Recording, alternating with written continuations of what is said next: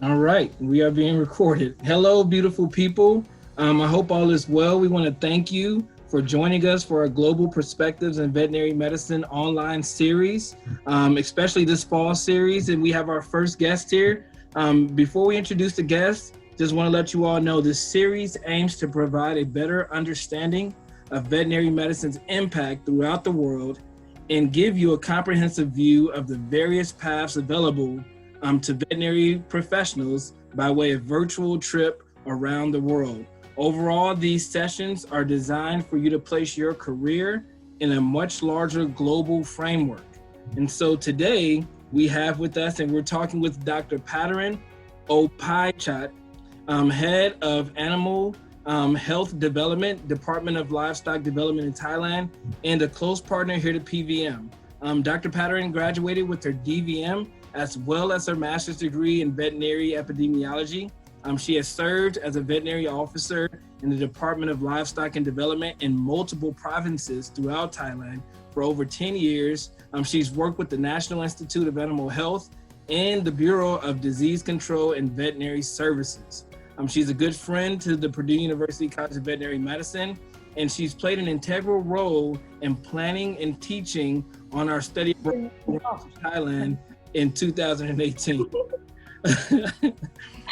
So thankful that she's available today for conversation on her journey and her approach to veterinary medicine.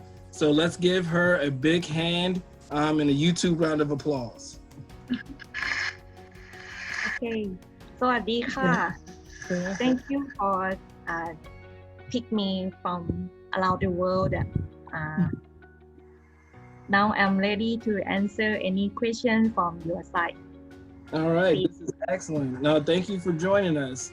All right, so can you tell us about your journey to be involved in this area of veterinary medicine and why you chose the specific topic of livestock and development?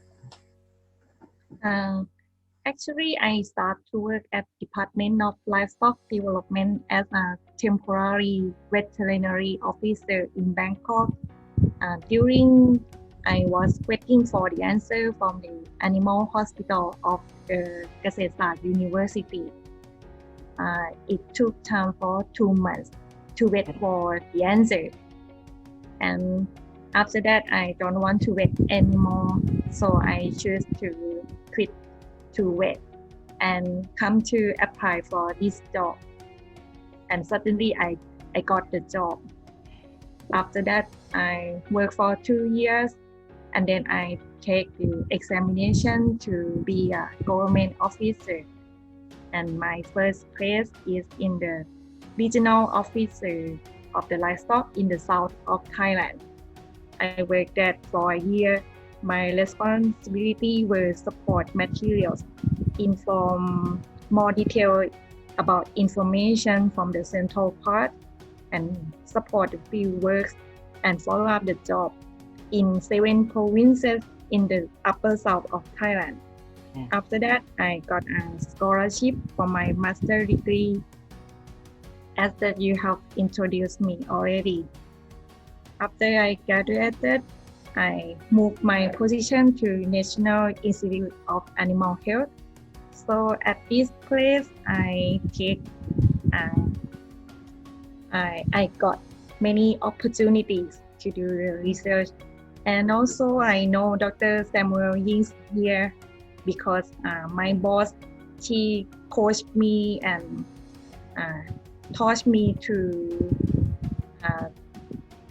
challenge myself to do any research because she was going to retire in the next year. So she told me that you will not alone, just be brave to do this research. You do that, but nobody would like to do about this job, which is Q fever. So at that time, okay, why not?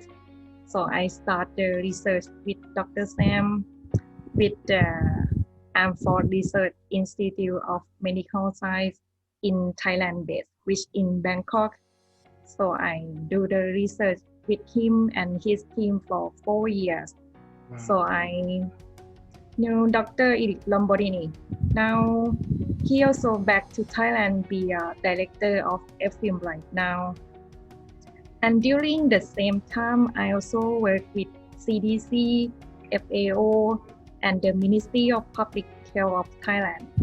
So I like we grow and grow up our network like more broad over the country or the Sentinel. And the main topic that we are interested was Q fever because at that time the U.S. Army sent the soldier come to train for like a exchange to Thai soldier, and we have the human cases in Thailand and don't know why they get infected with Q fever, and we have to send the valve that they need to do the surgery to the France and the United States to confirm that what the disease they are. So the result was Q fever, and we don't have any answer at that time. So we choose to start to study together and collaborate. And Dr. Sam taught me a lot. Now he like my friend, my brother, my father in the same time. So we join together so much. So after that, it's quite challenged me a lot about the English skill, laboratory skill, because at that time I'm just a beginner in the lab. And to design the study by myself, just consult with my boss sometimes, and sometimes consult with Dr. Sam because he is not in the same office with me. And finally, we got the value information for the public health and for the farmer and people in Thailand and also in the U.S. Army. And I learned a lot from the lab. I worked there for 9 years. After that, I moved to Phetchaburi province because I would like to come back to my hometown and to stay with my parents because now I'm getting elder now and would like to take time with my family. However, this time I chose to jump out from the comfort zone in the lab. Also challenge myself with the field work, but I can come back to my family every day, like back home every day. Now I'm head of animal section. In my section, we have 9 people, but just 2 of veterinarian that have to take care of everything about animal health in my province. But we also have the district officer that have to like in the local area that can go to the farm immediately when we have the inform or report about the disease. Okay. No, that's awesome. That's awesome. And you really, I think it's very interesting how you kind of started and how you jumped around throughout your career and it worked with all these multiple international organizations while here. I think that's very cool. In terms of your interest in veterinary epidemiology, you mentioned that you received your veterinary degree, you worked, and then you went and got your master's, veterinary epidemiology. Why veterinary epidemiology? Why were you interested in that area? It's quite important to find the answer for any question. But if you don't know where to start, it will more difficult if you don't know where to start, like sunk in the sea.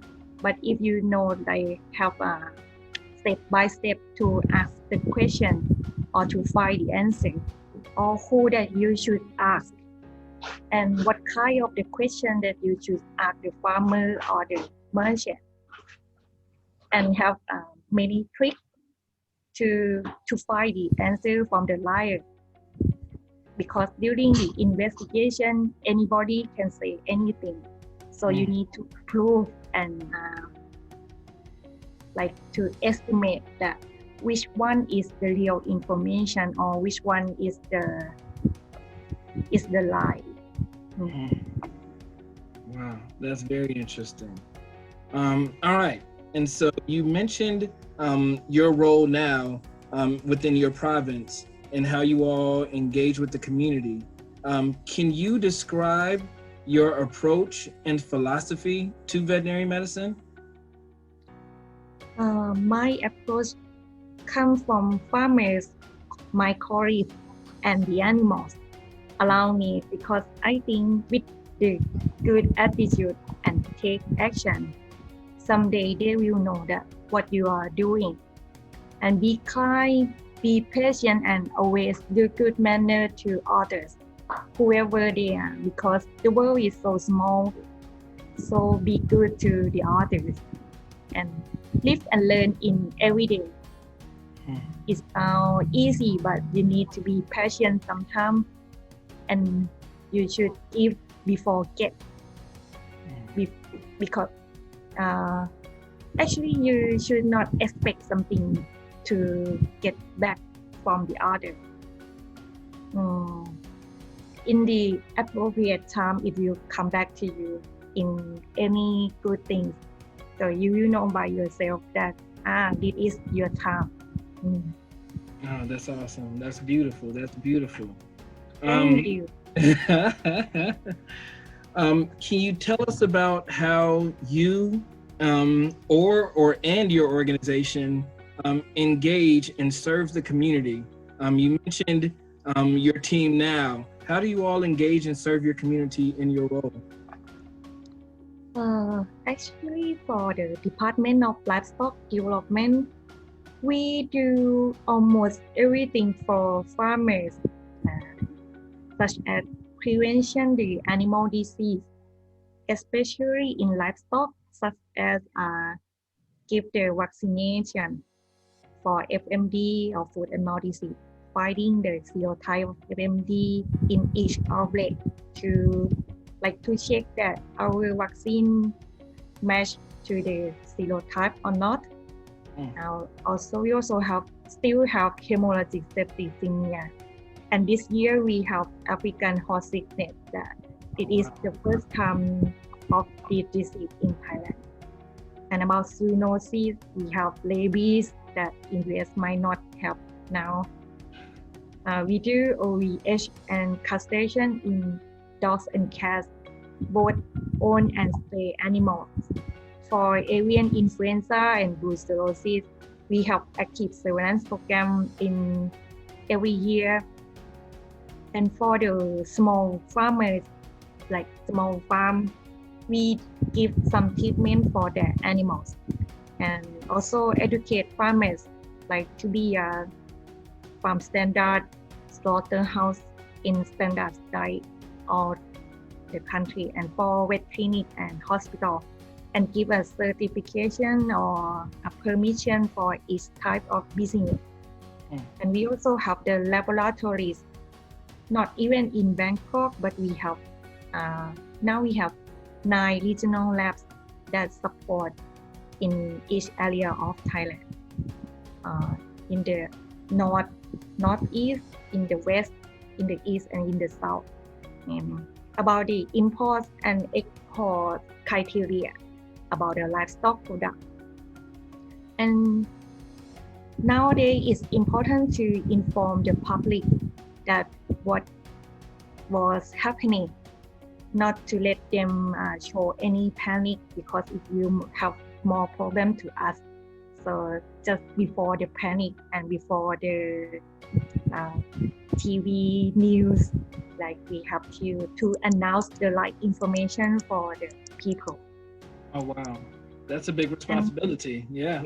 And sometimes support our neighbor country about animal disease, like Myanmar, Laos, Cambodia. Oh wow, that's awesome. That's awesome. Can you describe to us the things that are most challenging for you in your career? For sure, now I will answer that new disease in Thailand, especially African horse sickness. This disease is quite scary for me, because I never know about this disease. And also my colleague in the main office in Bangkok also don't know. We need to learn a lot in a short period of time to give a quick response, manage and control the disease before we have the horses die more than at that time. And we have to share to the horse owner. They need answer that what is going on now and what should we do. And this year, I hope we can eliminate it as soon as possible. Wow. This disease make me exhausted. I can say that. Oh, So that's something good. unknown go to your country that's quite scary. Yeah. So I'm curious, when did you all first see like your first case of African horse sickness, and what's the process after that when you see that you have a case of it? What happens after that? I make a call to the main office that I will do the first, the second, the third step. Am I right to do that? Or anything to do more to not give any miss that because the time is going like running out. The blood sample, the serum, so we need to separate sample into tubes. So we cannot take a long time because we will have the action in the horse body, and we need to cover the horse and suddenly bury them to not give a chance to any colicoid mice to get the horse blood and spread the disease out again. And educate to the farm, to the horse owner, because the horse is not livestock; they are companion pet, and like more detail to inform them than the livestock did. And then take a photo and do the report, ask about the horse movement and when that they move. Did you move your horse to anywhere else or not? And when, who was your contact at that place? And how about the clinical side in the horse at that place? And how many days did you came back here to the house? And what is the onset of the clinical side of the horse? What did they do? What did they give to the horse after that? But actually it's quite quick. Just a few days after that, the horse died. Wow. So severe and acute disease. Wow. That process sounds a lot like what they're doing to us here with with COVID, the contact tracing, the questioning. All right. So one of the last questions that I have is, can you tell us why global? Your profession, you've dealt with a variety of different organizations. You've worked across organizations and with a number of international organizations. Can you tell us why it's important for veterinary professionals to have a global perspective? I think this is a great opportunity to open your mind for learning from the others' experience, different cultures, disease situations, and different in everything from around the world. I wish I could have one like your student here. They will have more things to learn than in the classroom. That's fine that you know in your country, but how about the world outside? Who will know the future, that where are you in the next day, what you would like to do? Your student might create a new way in our career, we will see. And don't shut yourself to learn anything from the others. So I think will be good for your students here. That's awesome. That's amazing. Thank you so much for this interview. Do you have anything else you want to tell our students? Any motivation? Good luck for everyone.